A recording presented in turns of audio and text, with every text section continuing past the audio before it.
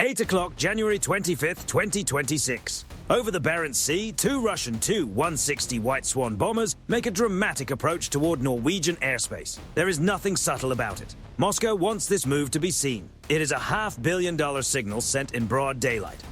With talks over Ukraine still stalled, the message is clear. The Arctic remains one of the Kremlin's chosen stages for power projection.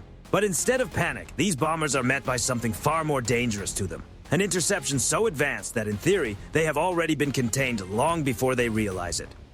The Barents Sea was once a comfortable backyard for Russia's northern fleet, a place where long-range aviation could operate with confidence and little outside pressure. That reality has changed. NATO's expansion has turned this former sanctuary into a tightly observed arena. Every vibration from the NK-32 engines, every signal from the bomber's aging onboard electronics is now absorbed by a Western network that watches constantly and misses very little. As the two Tu-160s cross the 71st parallel, they are effectively announcing themselves to the world.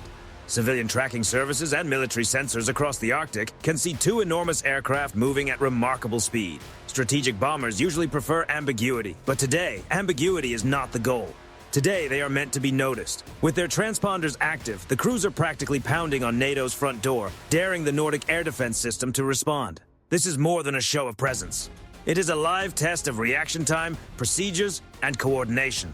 Moscow wants to know how fast the alert shelters open, how quickly aircraft launch, and which radio channels come alive first. From the surface, it looks like a familiar pressure tactic. Two Norwegian F-35s are airborne in less than 6 minutes, but the real game unfolding above the Arctic is much more sophisticated than the Russian crews likely expect. The stealth fighters remain completely passive. Their AN/APG-81 radars stay in receive-only mode, meaning they emit nothing. Rather than searching aggressively, they allow the Russian aircraft's own systems to reveal everything.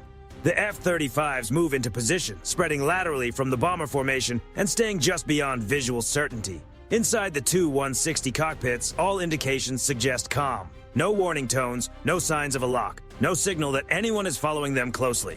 To the Russian crews, the sky appears empty. They believe they control the rhythm of the encounter, unaware that they are actually the focus of a detailed, real-time evaluation.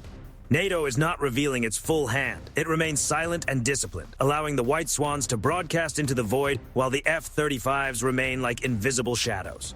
It is the tactical equivalent of someone making a great deal of noise in a dark room, not realizing another presence is already standing right behind them. The loud public display was supposed to intimidate NATO. Instead, it has made the Russian bombers some of the most visible aircraft in the far north. Then, at exactly 0910, the tone changes. The two Tu-160 crews make a move clearly intended to shake NATO's tracking picture. Their transponders go dark, and in an instant, they vanish from civilian traffic displays. The four NK-32 engines surge. Wings sweep back. The massive bombers accelerate hard, climbing from a routine cruise into a high-altitude dash. In moments, they are racing toward Mach 1.8 and pushing above 52,000 feet. The calculation from Moscow is obvious. Yes, they know they are being watched, but they seem to believe that at this speed and altitude, tracking will become difficult to maintain. The harsh Arctic environment, ice formations, layered temperatures, and the complex atmospheric conditions over the Barents Sea might, in theory, create enough interference to complicate the picture. The message they want to send is simple. The Tu-160 is still a high-speed heavyweight, still capable of outrunning the shield built against it. Inside the Russian aircraft, there may even be a sense of satisfaction. Their displays still show empty skies. They may think they have broken contact and left the Norwegian fighters well behind. It is the classic supersonic flex, meant to prove that speed still rules. But in modern aerial chess, speed alone means very little when your position has already been solved. As the White Swans push higher and faster, convinced they have slipped into the upper atmosphere, the United States is not scrambling to rediscover them with active radar. It does not need to. High above the Earth, SBIRS early warning satellites can follow the thermal signatures of those engines with extraordinary precision. Far away, an RC-135 rivet joint collects every useful electronic trace coming from the Russian formation. The Tu-160s are not disappearing. They are becoming cleaner and easier data points in a larger system. And above them, holding the altitude advantage, two F-15EX Eagles are already in place. These are among the most heavily armed interceptors in the American inventory, loitering near 60,000 feet and controlling the upper layer of the battlespace. Moscow may believe it owns this theater, but the geometry says otherwise. The F-15EX is far more than an updated legacy jet. It is a networked combat platform built for exactly this kind of encounter. Through its EPAWSS electronic warfare suite, the aircraft can create a corridor of near silence, degrading the awareness of opposing fighters and complicating their sensor picture. The approach is textbook predatory geometry. The Eagles do not come from ahead, where Russian crews are focused. They descend from above, fast and steep, out of glare, and from a direction least expected. To the MiG-31 escorts supporting the bombers, the sky still appears clear. Their systems do not show the danger building overhead. They do not realize that two large American fighters are already dropping into an ideal tactical position from thousands of feet above. NATO has not launched a single shot, yet it already holds the advantage. At 9:20, the encounter becomes even more tense. The MiG-31 escorts respond by locking their fire control radars onto the American aircraft. This is not a casual scan. It is deliberate, sustained, and unmistakably aggressive. Inside the American cockpits, radar warning systems light up with an urgent tone that leaves no room for misunderstanding. This is classic pressure tactics in the electromagnetic spectrum.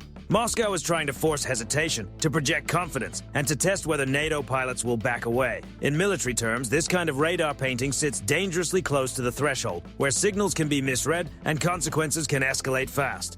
If the Americans pull back, the Kremlin can claim psychological advantage. If they answer in the same language, the standoff becomes even more volatile. At 60,000 feet, the atmosphere feels thin, but the pressure is immense. The Russian pilots may believe they have recovered some leverage, gambling that Washington will not risk a broader crisis over a radar lock. They think they are finally in control of the moment. What they do not realize is that they are operating inside a system that has already mapped every move. While the MiG-31s pour energy into the sky, the sea below becomes part of the same equation. American Arleigh Burke-class destroyers in the freezing Barents are no longer simply observing.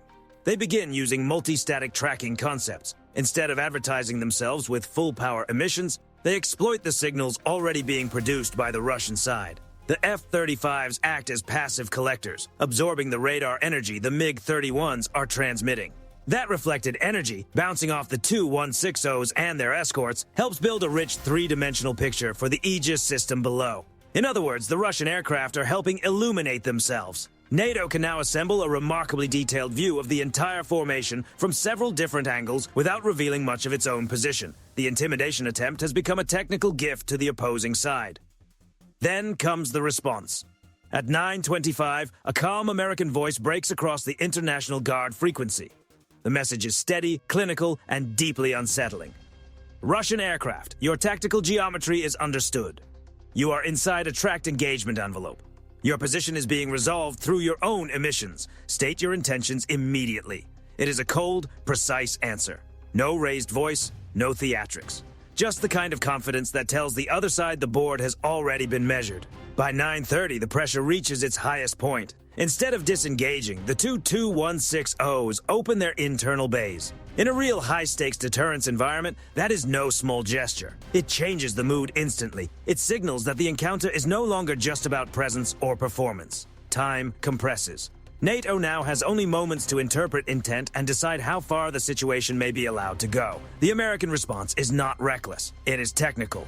One F-15EX executes a daring high-speed crossing maneuver near the lead bomber's nose. At roughly Mach 2, the fighter produces intense wake turbulence, a violent wall of disturbed air that slams into the larger aircraft. The massive Tu-160 is forced into a hard oscillation, its crew suddenly focused on stabilizing the airframe rather than maintaining the dramatic posture they had intended. At nearly the same time, the Aegis network below concentrates on a far more subtle objective. Instead of brute force, it applies tightly focused electronic pressure against the control pathways associated with the Tu-160's internal base systems. The effect is not cinematic, but it is devastating in tactical terms. Commands no longer behave normally. Override attempts become unreliable. What should have been a demonstration of power turns into confusion and resistance inside the aircraft itself. The Russian crews hammer their controls, trying to restore order, but the system is no longer responding the way they expect. The aircraft can still fly, but its moment of intimidation has been interrupted and contained. At 9:35, the entire episode ends not with open conflict, but with something colder. Silence, system failure, and the realization that the advantage is gone. The internal bays are no longer usable in the way the crews intended. The two 160 pilots, already shaken by the violent airflow disruption from the F-15EX, now understand the larger picture. They are being watched from multiple angles. Their communication pathways are under pressure. Their escape route through altitude and speed has been anticipated. The upper hand they thought they held never truly existed. The formation closes its bays, drops the afterburners, and begins a slow turn back toward Murmansk. The scene is dramatized for storytelling, but the broader point is very real. Modern air and naval power is no longer just about who is faster or louder. It is about who sees first, who understands the full picture first, and who can turn the opponent's own signals into a trap. In today's battle space, silence can be more powerful than speed, and invisibility can be more decisive than raw force. What stands out most in this encounter is not the dramatic approach, the high-altitude dash, or the radar pressure. It is the way a connected system, fighters, ships, satellites, and electronic warfare assets can quietly take control of the entire situation without ever needing to make a loud move of its own. What do you think? In a tense Arctic standoff like this, does modern aerial dominance come more from speed or from information superiority? Share your thoughts in the comments.